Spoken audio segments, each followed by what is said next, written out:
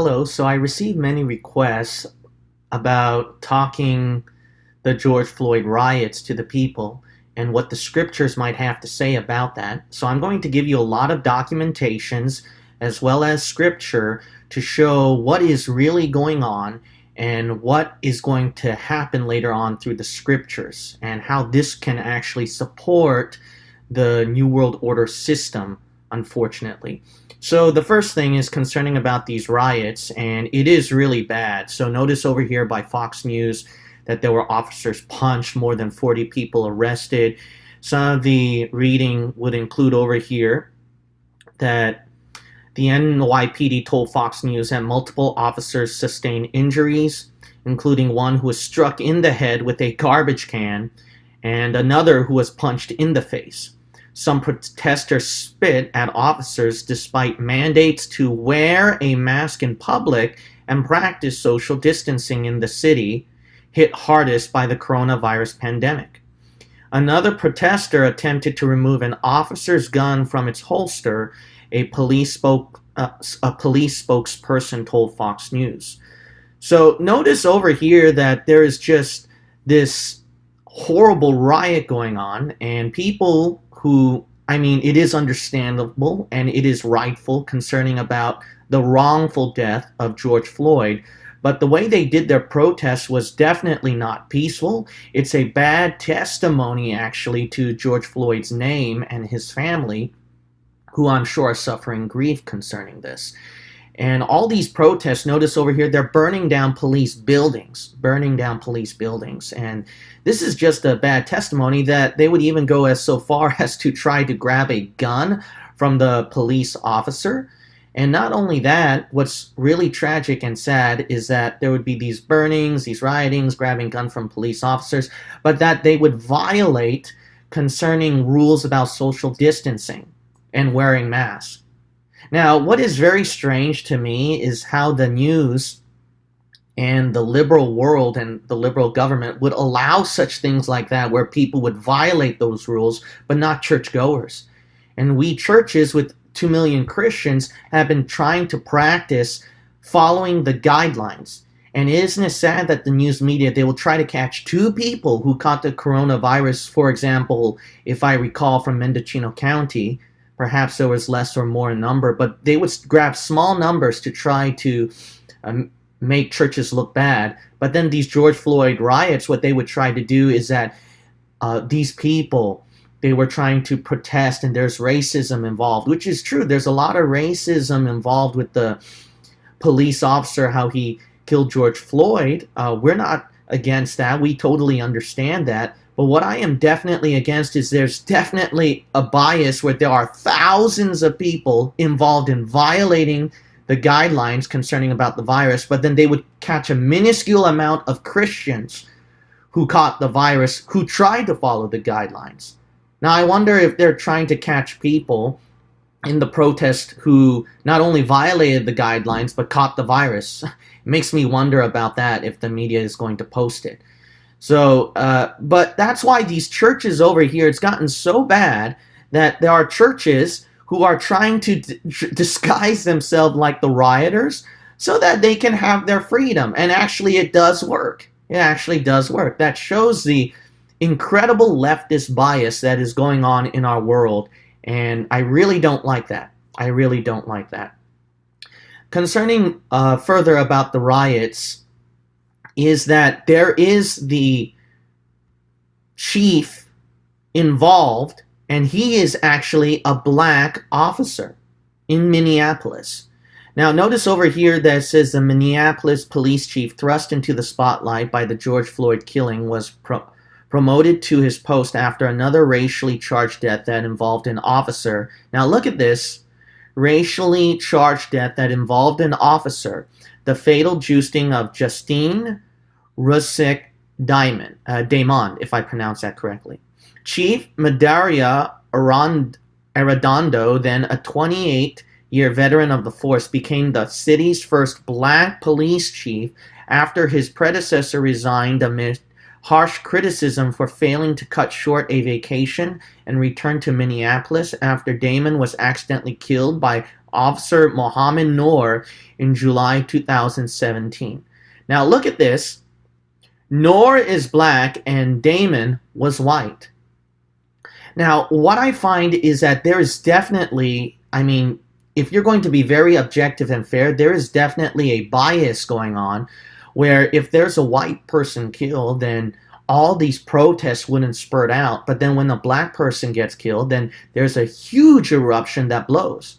Now, look, I just want to make this very clear is that I am against the death of George Floyd. And yes, I can understand about people protesting about the matter where there's racism involved and injustice involved. But what I do not like is that there is this elitism of selecting a race of your preference to suit your bias. I thought that we are supposed to be against racism, but in this case right over here, it seems like that we're picking and choosing races over here. Now, not only that, this police chief officer, he is actually a black man himself, so in Minneapolis. So there shouldn't be too much complaints about that, right? So notice over here that it says over here, Williams said she got to know the chief after the 2015 police shooting of Hamar Clark, a 24-year-old black man whose death sparked street protests. He gets it, Williams said. He knows the police have to do better, and he doesn't talk down to us. A gifted speaker, Arredondo honed his communication skills by frequently appearing on behalf of the department at city council hearings and countless community meetings. Even, look at this, even his detractors concede he's hard not to like. So this person in Minneapolis, if he's the one in charge, then there shouldn't be a lot of complaints about this if you have a black chief of police. But look at this. One thing that really disturbs me is that people will still choose to... Now, I'm not sure if people could read this online, so I'm going to increase this. I apologize if I didn't increase it big enough. So I'm just reading and showing the image. But I just increased it, and maybe it'll be more readable. But as I continue reading over here, so what I do not like is that even if you try to meet a certain race or ethnicity by being sensitive toward them as much as you can and making them feel comfortable, one thing that makes me very, very disgusted, so to speak, and disappointed is that the more that you coddle a certain ethnicity, the more that they would try to find problems nevertheless and still complain. So that's one thing that I do not like. Now, is that the case with this George Floyd riot? Well, I'm sure it's not a lot. I'm sure that it's not everybody, but there are some leftist people who will still pick on it because look at this. He's a wonderful person, very charming, Cirillo said, but he's a cop. He works for a racist entity that protects the interest of the rich, not the poor. So notice over here that they would still accuse racism even if you're a black police chief officer. I mean, this is getting really out of hand, and it's getting really, really agenda biased minded the more that I see it. Now here's another reading that I'll show over here, and let me increase the image. Now look at this. He has been credited with being one of the first in his department to reach out to the growing Somali community after the 9/11 attacks, a time when the mostly Muslim immigrants were under heightened scrutiny by law enforcement. So shouldn't the black police chief officer be credited? Well, yeah, but look at this. This is another part that caught my interest. One of the first Somali Americans to join the police was Noor. Oh, who was convicted of killing Damon, that black officer who killed that white person, and sentenced to 2019 to 12 plus years in prison. Thankfully, yes, for this particular police officer who did the injustice to Damon, as well as the person who murdered George Floyd. Now, whether you consider it murder or killed, I'll just say killed in case there are some people who get upset about that. In my opinion, I think he was murdered because the police officer, he should have known better. He should have known better as a police officer. But aside from all this, The point is that there is this leftist agenda that is arising more and more. And let me read some few more interesting articles over here. Is that, look at this. Federal Protective Service officer killed in Oakland shooting during George Floyd protest identified. But guess who he is? He was a black person.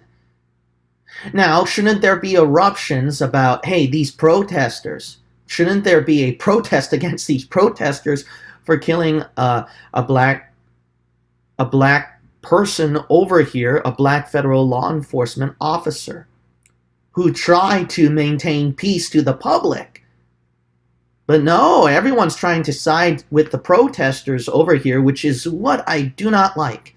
And not only that, there's this agenda where there's this favoritism, this sensitivity more toward these protesters more than the churches.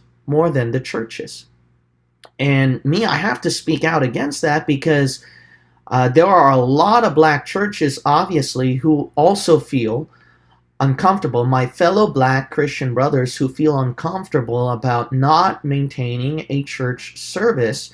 And our church actually has many years rented from a black church building. We became a very close part of a family.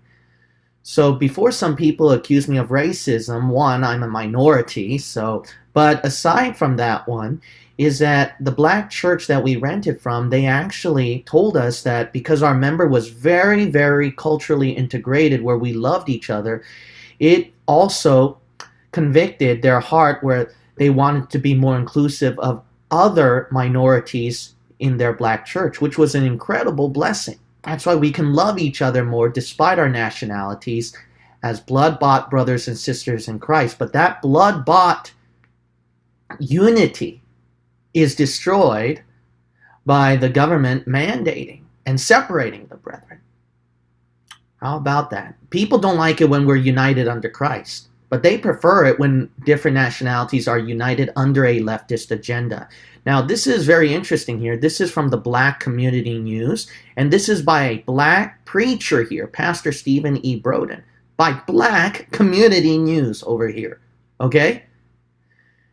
He says over here, whatever legitimacy the Black Lives Matter movement may have is lost in its funding from one George Soros.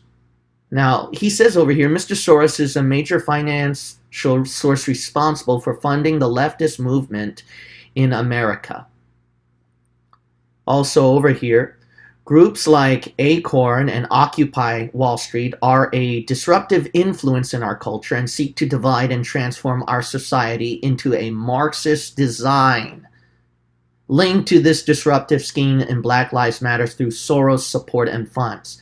So notice over here that this black preacher, he recognizes that the Black Lives Matter movement and the protests, that there is not just a leftist agenda, but there is a Marxist agenda.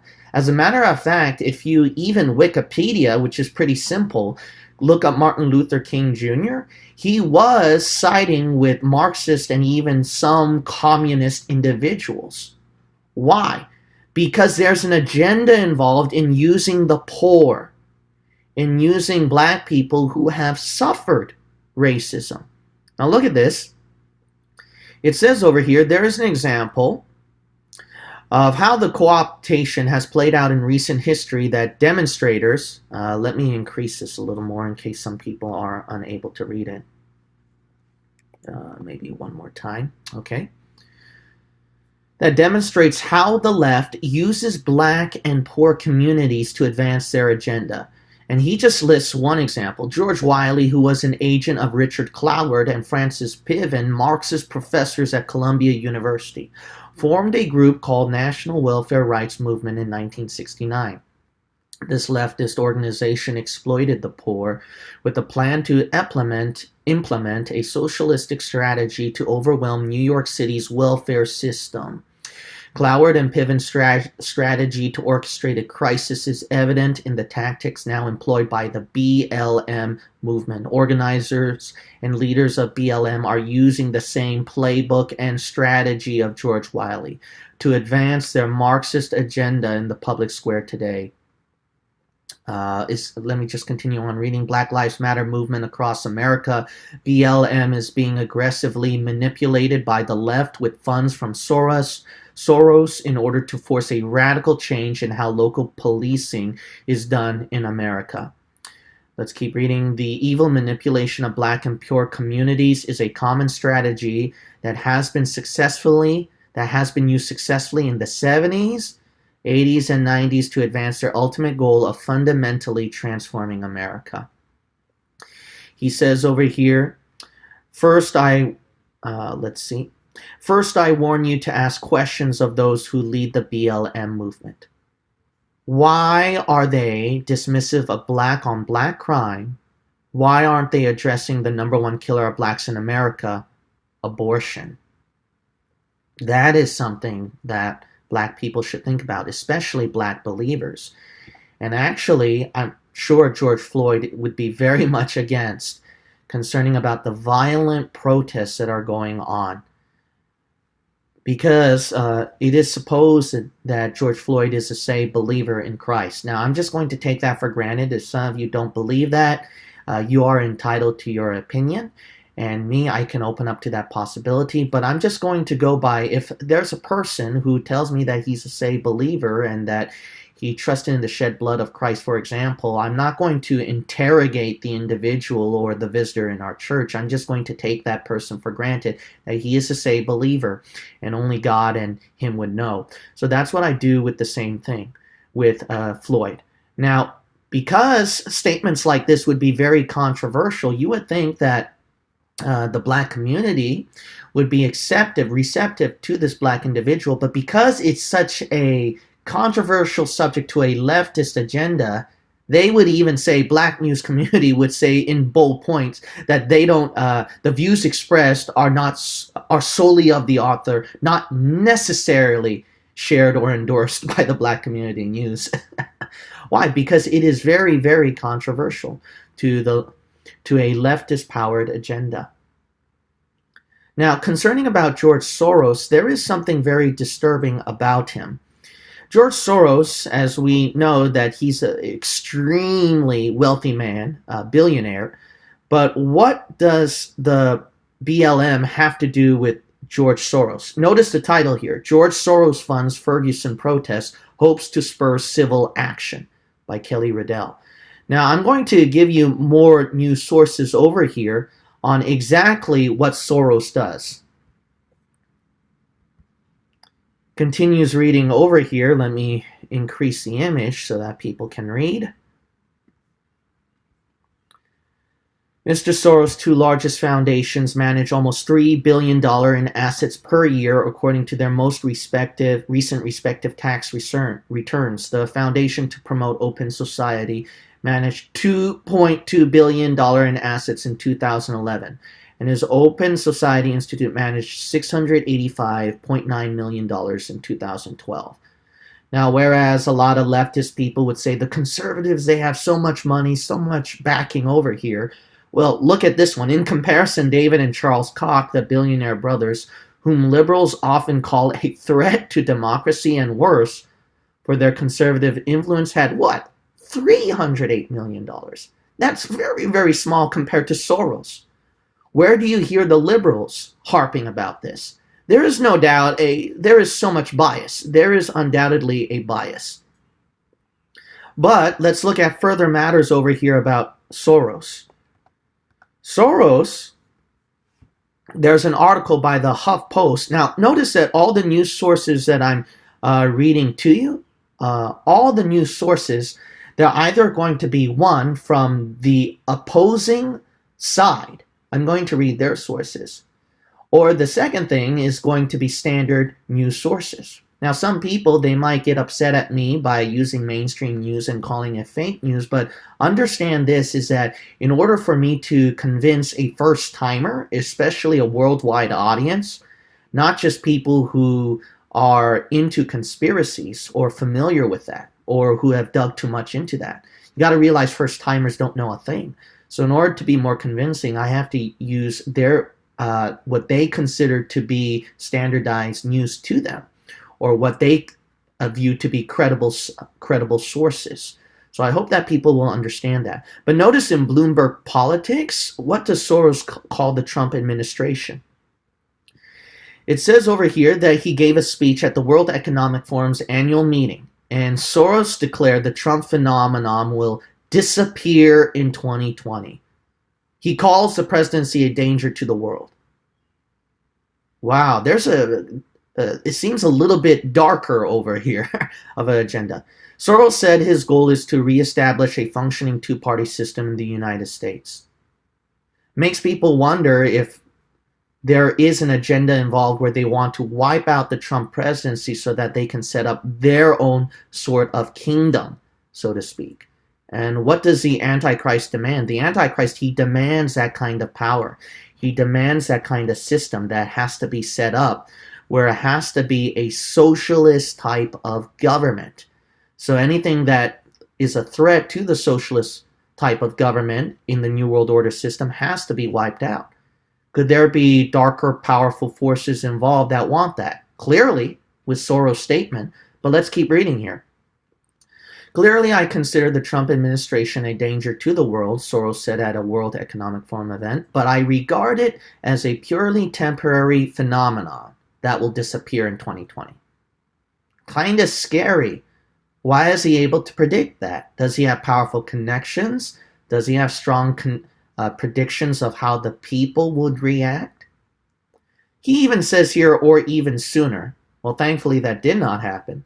I give President Trump credit for motivating his core supporters brilliantly, but for every core supporter, he has created a greater number of core opponents who are equally strongly motivated.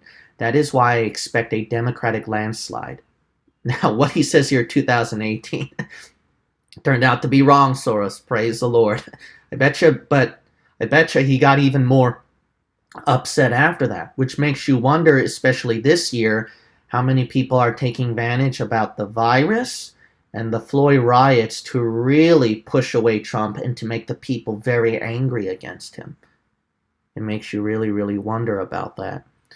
Now, this gets really bad and it gets really dark because this is from the National Review, and the title of the article over here makes it frightening about Soros because he is an elite with a lot of money and backing. But could there be an Antichrist sign behind it? Now, one of the signs of an Antichrist type of power is where it's anti-Semite. Now, the Antichrist forces has to have people who would go against the Jews. As a matter of fact, when the Antichrist sets up his kingdom, he's going to betray the Jewish people and persecute them. A lot of Jewish bankers and Jewish elites that you will find, even though that they might supposedly support the Jewish people, there is an agenda behind it where it becomes more leftist, and eventually, if you are a leftist, it's a guarantee you swing more to anti-Semite. And if leftists are claiming, no, we respect Jews, we are not anti-Semite, well, what they're going to go for is more of against the nation of Israel, anti-Israel. They disagree with there is no doubt that a lot of leftists and even the UN itself disagrees a lot with how the nation of Israel runs things. But let's look at over here if this is the case. As a matter of fact, Soros does have something where it seems anti-Semitic, and his history before he delved into power has something very strange. I mean, to retain his power, he had to turn against his people. Steve Croft, 60 Minutes interview. Croft says, my understanding, let me increase this a little more. Croft, my understanding is that you went out, in fact, and helped in the confiscation of property from the Jews. Soros responded, now this is during the Nazi regime, when they had to confiscate property from the Jews. What did Soros do? He replied, yes, that's right.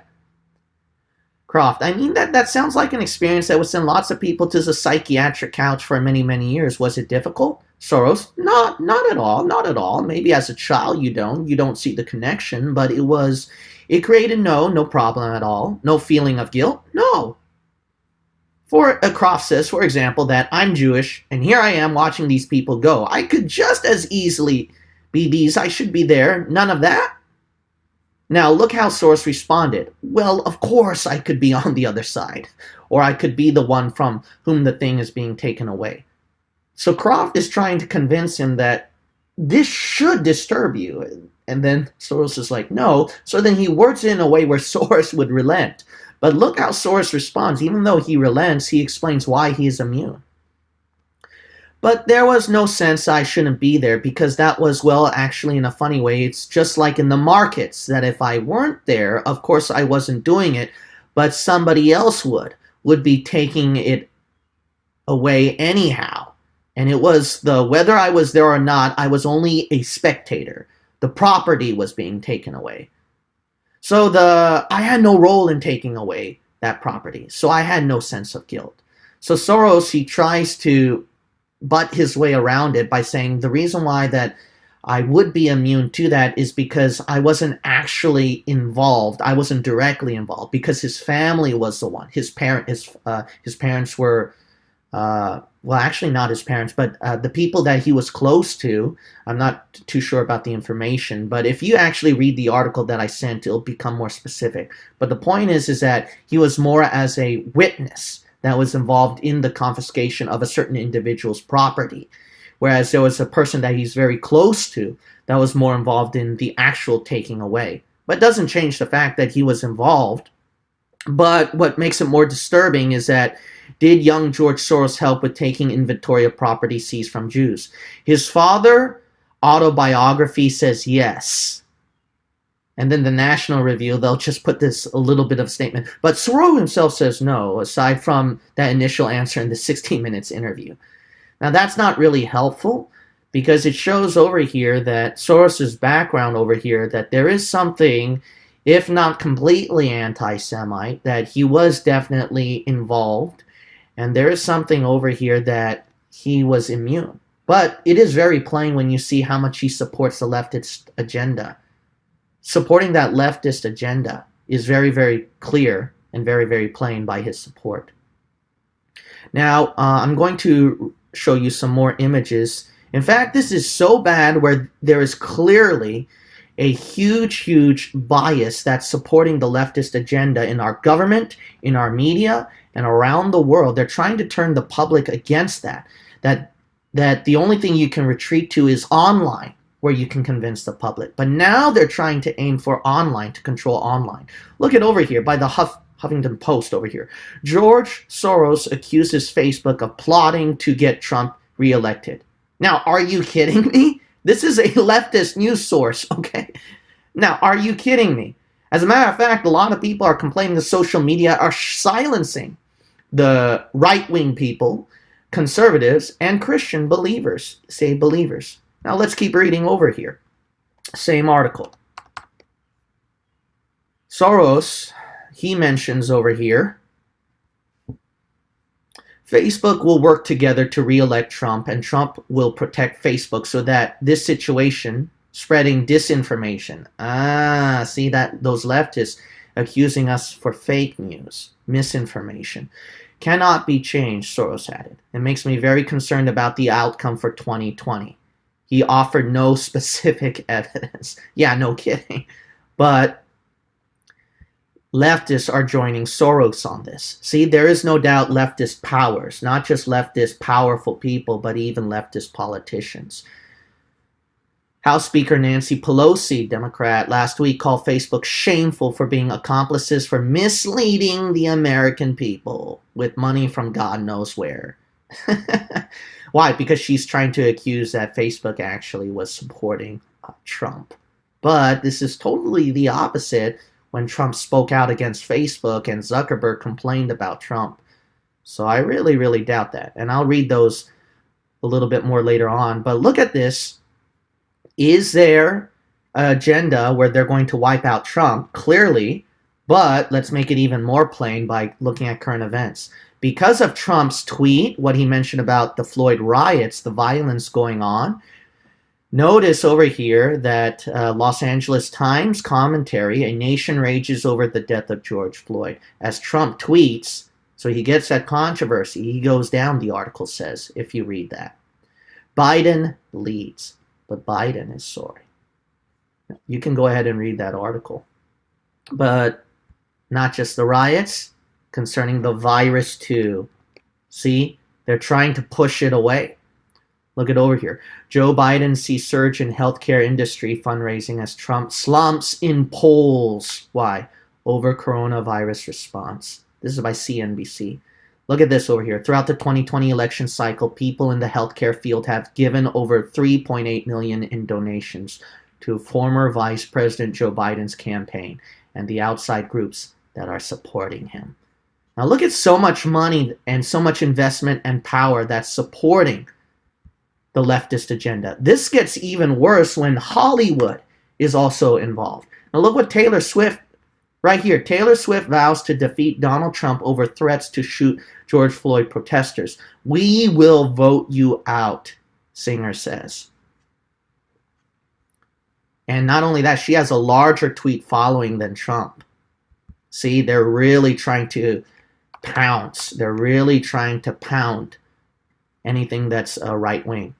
Look at this. Taylor Swift. After stoking the fires of white supremacy and racism your entire presidency, you have the nerve to feign moral superiority before threatening violence? When the looting starts, the shooting starts? We will vote you out in November. Look at this. Now, I want people to understand this. I do not agree with what Trump tweeted. As a matter of fact, it's not just something that's racial. Trump, you got to understand, he just speaks very, very plainly and unfiltered. So we know his genuine character. So that much I can respect him for. But definitely a lot of the wording were poor choices. And I wouldn't do that. And I highly disagree with it. And I think it's very inappropriate as a Christian, especially concerning sexual stuff. So I want people to understand that I do not support Trump's personality, character, or demeanor.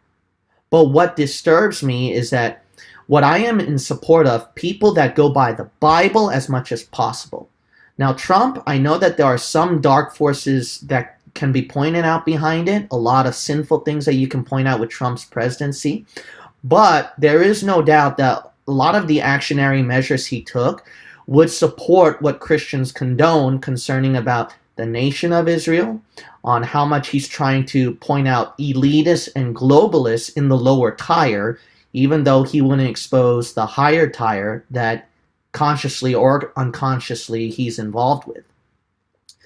And a lot of other things that Trump did that made the leftists very, very angry. The point is that it's very anti-left. It's very, very anti-left. The Antichrist must have, people's got to understand this, the Antichrist builds power by a leftist agenda, a leftist political power, according to Revelation chapter 13. He has to move the feet of a bear like Russia. It has to move in a left-wing type of form.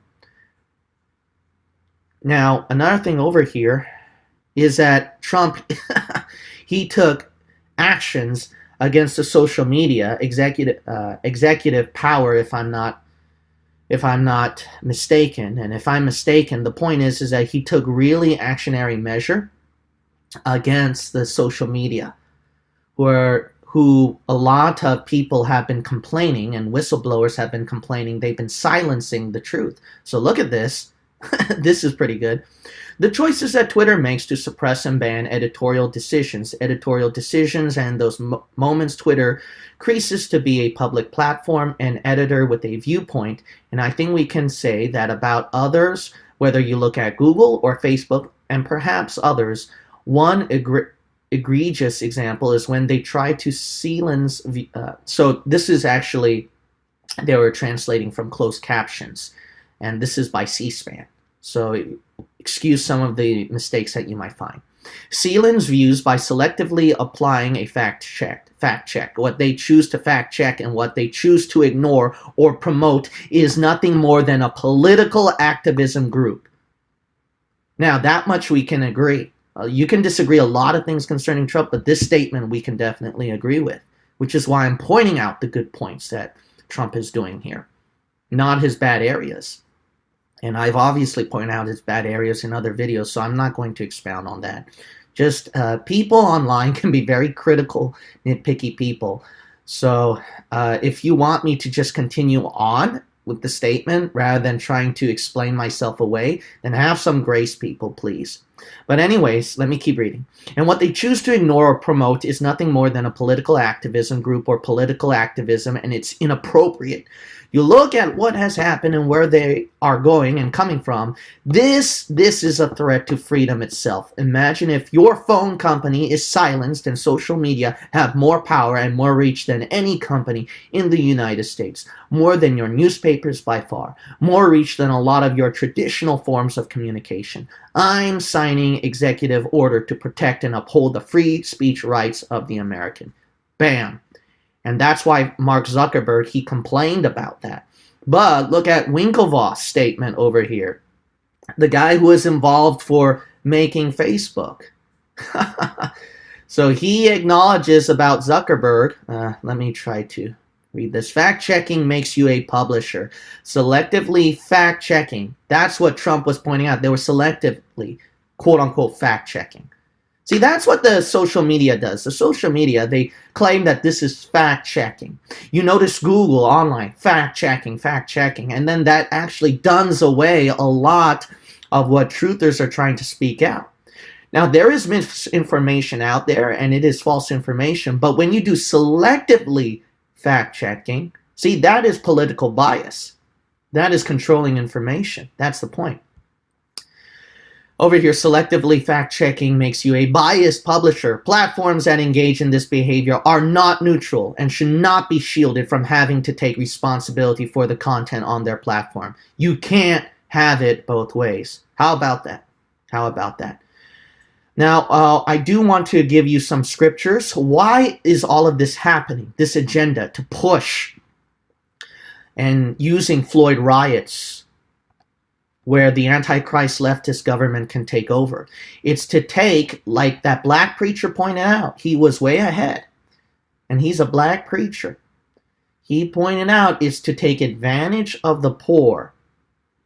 The advantage of the poor where they can build up their power. Now, does the Antichrist kingdom build up more when they try to use the feigned appearance of using poor people, utilizing the poor? Yes, because look at Judas Iscariot. Judas Iscariot, he is going to be the incarnation of the Antichrist when the Antichrist comes out. Look what his spirit says.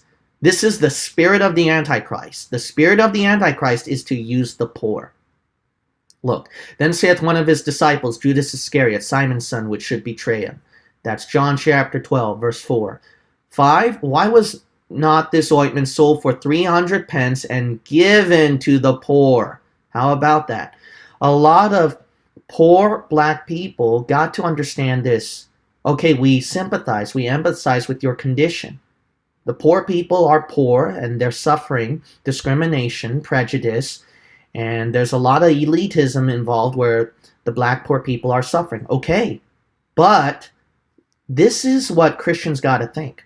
So when we are like talking about politics or people in power, or when we're supporting a conservative mindset, what poor people got to understand is this, is that you can't just think about your condition. We acknowledge that. We acknowledge that. But the reason why some Christians would be for conservatives' goals and conservative decisions, and not all of them, okay, please don't get me wrong. And we agree, conservative politicians, they are run by darker forces, actually. And a lot of them are Catholic. Majority is Catholic, actually. But Christians, we agree on something that is scriptural, that is biblical. If there's a conservative point, conservative goal, that is scriptural and biblical, obviously, we support that. Now, look at this point over here. That's what you got to be focusing on. What God is thinking. Something scriptural, what he would think. Not poor people. If you center on God first, the poor would be naturally taken care of. Look what Jesus says. This he said, not that he cared for the poor, but because he was a thief. That's an Antichrist spirit. See, elites and people in power, they take advantage of the poor so that they can become more powerful. They don't really care about their condition. It's to take advantage of their condition so that they can run for President Biden. They can become more in power, Soros. But look at this, verse 7. Then said Jesus, let her alone. Against the day of my burying has she kept this. For the poor, this is what I want to say to people who are deceived in sympathizing with poor people. For the poor always ye have with you, but me ye have not always. And that has to be the mind of this speaker here. He has to think about what's scriptural and God here, first of all, in the Floyd riots, not the poor people. The poor people naturally happen. Why? Because if I center on God, I point out all these errors that are going on with the violence, the protests, elitist and leftist agenda. But at the same time, it's natural for me when I center on God to talk about people who are suffering injustice, violently killed, etc., and etc. Is that what the Antichrist is going to do? Yeah, he causes the poor to build up his kingdom. Revelation 13:16. And he causeth all, both small and great, rich and poor. See that? Free and, look at this, bond. See, people who may not think that they live as much privilege or freedom. And what some liberals might call white privilege. I'm not as much as the land of the free as you think. Okay, but then the Antichrist will use, if you consider yourself to be bond, to receive a mark in their right hand or in their foreheads. That's sad. I want to close by saying this way. I want to close with something positive concerning about the Floyd riots.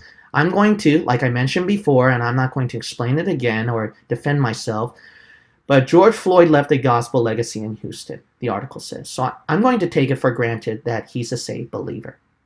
Now, I know that there were some things that he was arrested for. I think it was forgery and some shady things.